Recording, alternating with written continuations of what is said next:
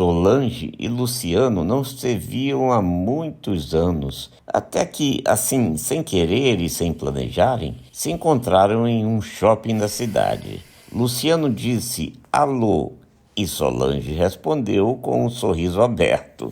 Luciano estava separado de Sandrinha há mais de um ano e as crianças tinham viajado com a mãe depois de terem passado 2 semanas na casa dele.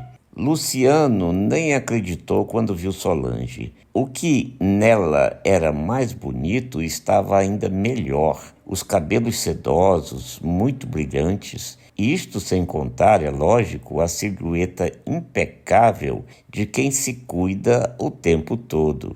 Ganhei meu dia, pensou Luciano. E, como a hora de jantar estava se aproximando, convidou Solange para ir ao restaurante que era o favorito dela. E isso ele sabia perfeitamente, pois era quando saíam do restaurante que sempre ele passou por seus melhores momentos na vida junto com Solange. E foram de carro, e quando Solange sentou-se ao seu lado, ele viu como a pele dela estava maravilhosa e as pernas estavam fantásticas, como aliás sempre foram. Você não mudou nada, está ainda mais linda, aliás, assanhou-se Luciano, sempre querendo festejar os velhos tempos com Solange.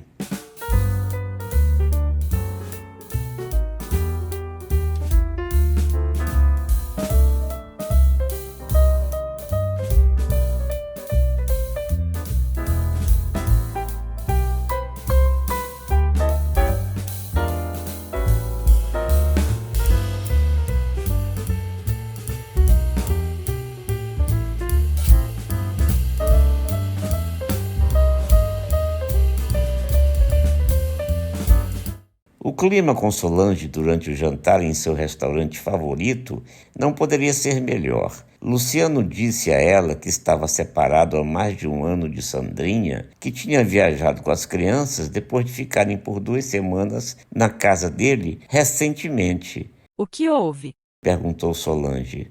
Você era tão apaixonado pela Sandra? Ela nunca mencionava o nome da rival no diminutivo, por puro ciúme. E disso Luciano já sabia. Nós vivemos anos maravilhosos, provocou Luciano, de propósito, para atiçar o ciúme de Solange, que sempre teve paixão por ele. Quis deixar a separação com aquele tom misterioso dos conquistadores. Foram realmente anos maravilhosos, mas por alguns motivos resolvemos traçar caminhos diferentes. Como já conhecia muito bem o jeito de Luciano, Solange não quis estender a conversa sobre a separação, até porque não queria fazer de Sandra o assunto daquela conversa durante o jantar, porque sempre teve ciúmes dela, a inevitável e irresistível Sandra, com Luciano. Conversaram sobre os projetos dela e de Luciano. Solange contou que estava trabalhando numa agência de publicidade. Era redatora e, como fosse, de fato, uma mulher muito bela, gravava também alguns comerciais como modelo. Luciano estava cansado de trabalhar com imóveis e resolveu viver de internet. Mas você ganhava uma boa grana, Insinuou Solange, dando à voz uma sonoridade bem sensual. E ouviu de Luciano que agora estava ganhando mais, o que ele disse em tom bastante provocador. Conversaram mais do que comeram e tomaram muitas taças de vinho.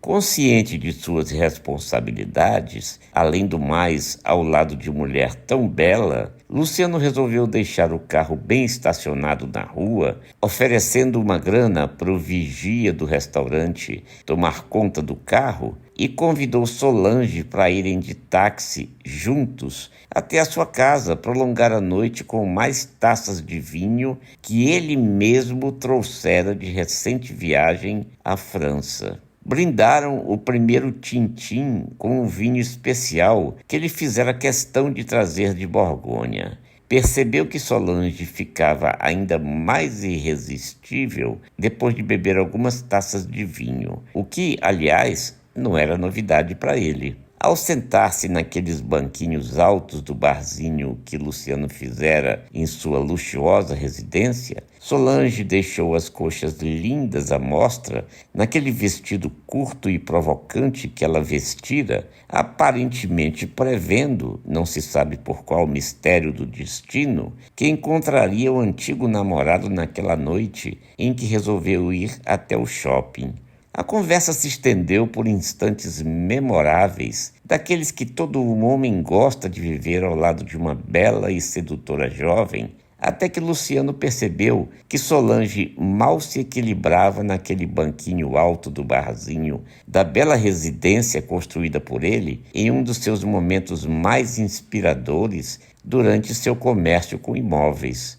Convidou-a, então, para se sentarem no sofá da sala, a pretexto de esticarem uma conversa tão interessante e tão sensual. Mais uma vez, ao sentar-se de forma descuidada, Solange deixou à mostra aquelas pernas e coxas perfeitas, sem a menor cerimônia e de forma explicitamente provocante. O sofá de couro era largo, estava novinho em folha. Luciano sentou-se ao lado dela e já havia desabotoado a camisa, alegando que estava sentindo um calor insuportável. Tão logo se sentou, sentiu algo pegajoso no sofá e ficou curioso em saber do que se tratava. Percebeu que o sofá estava, de fato, pegajoso, com chiclete ou algum pedaço de doce amassado sobre o sofá novinho em folha que fora entregue em sua residência há menos de 10 dias. Levantou-se meio entre bêbado e irritado e, pela primeira vez naquela noite, alterou a voz. Quem fez essa sacanagem no sofá? Só pode ter sido as crianças.